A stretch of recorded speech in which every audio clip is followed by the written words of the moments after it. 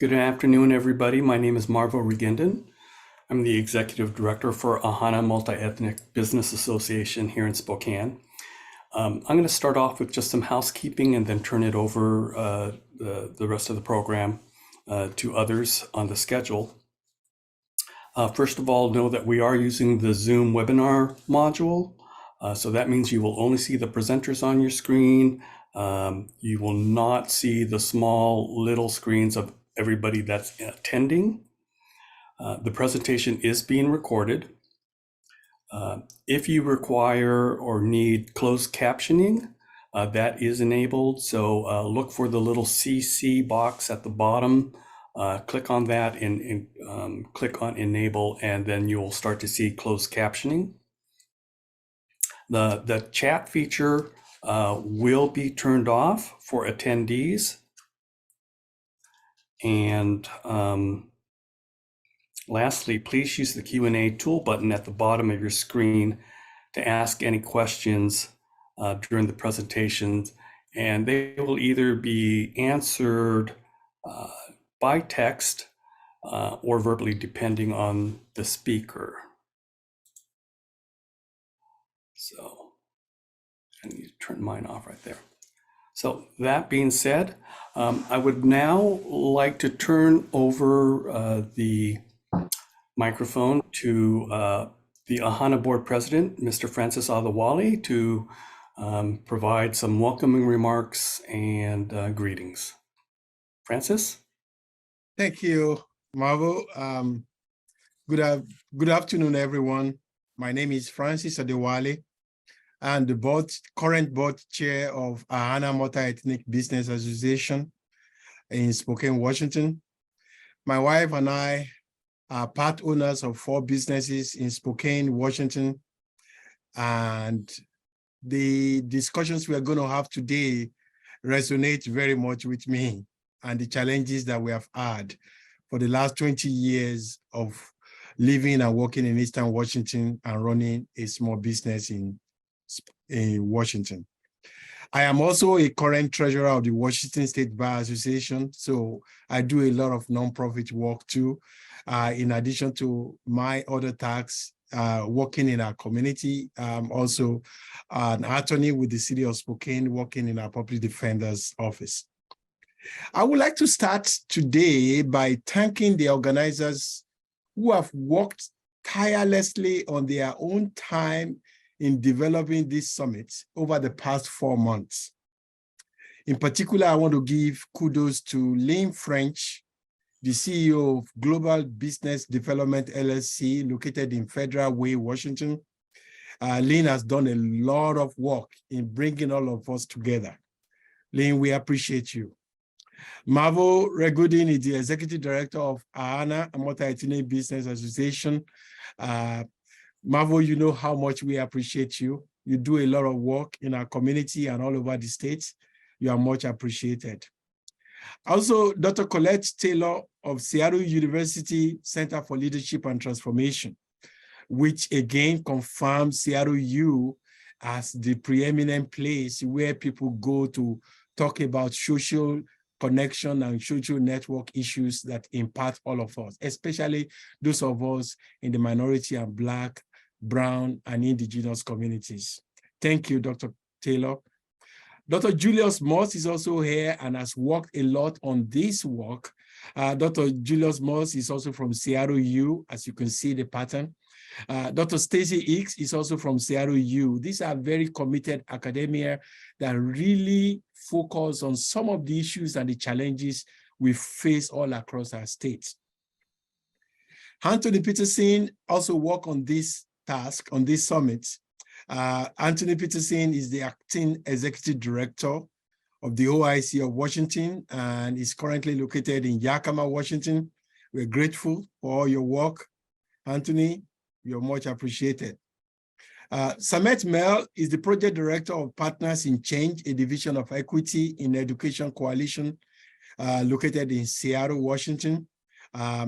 Everybody knows about Partners in Change, the kind of work that they do. We're grateful for your participation in this summit.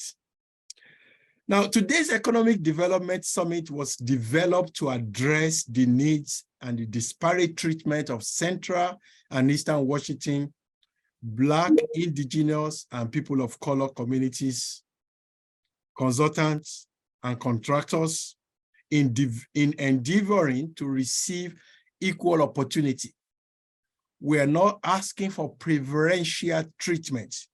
We are asking for equal opportunity and fair treatment for receiving state contract. Although it's not too much to ask for preferential treatment. But even the little in terms of equity and equal opportunity and fair treatment has been missing for us for a long time.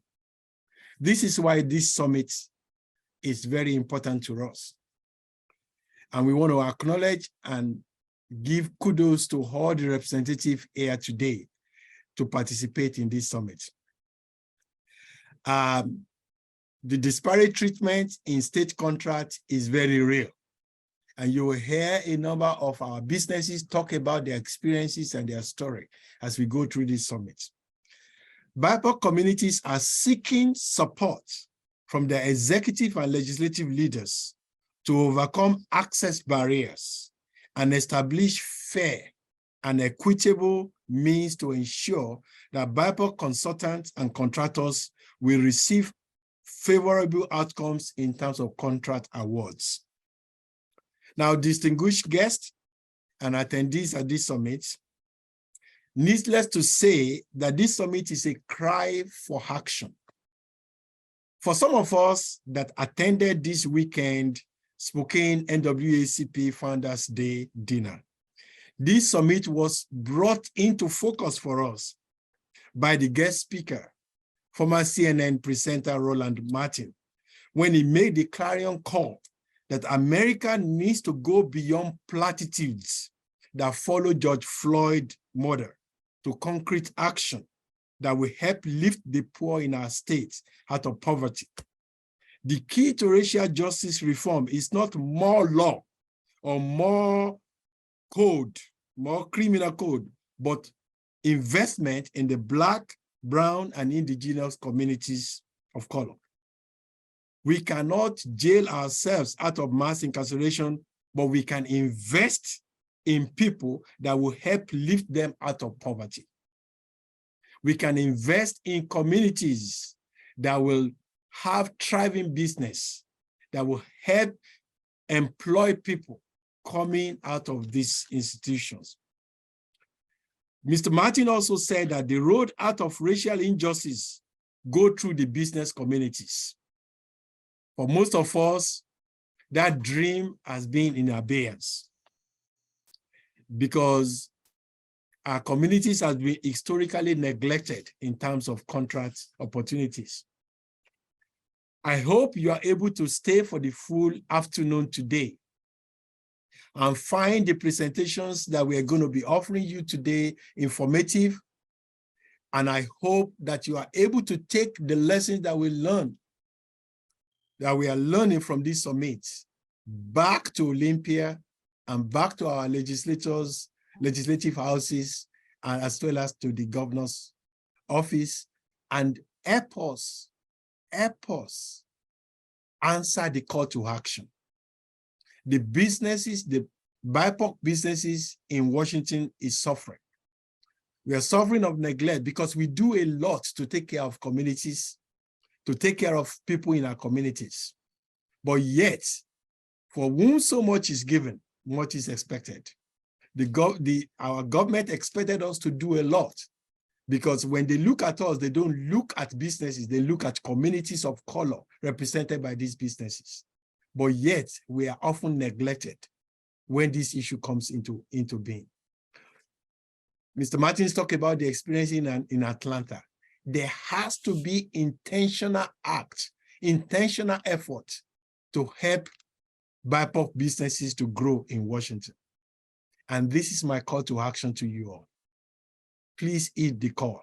Now I turn it over to Lynn to continue the summit. Thank you. Lynn French, over to you.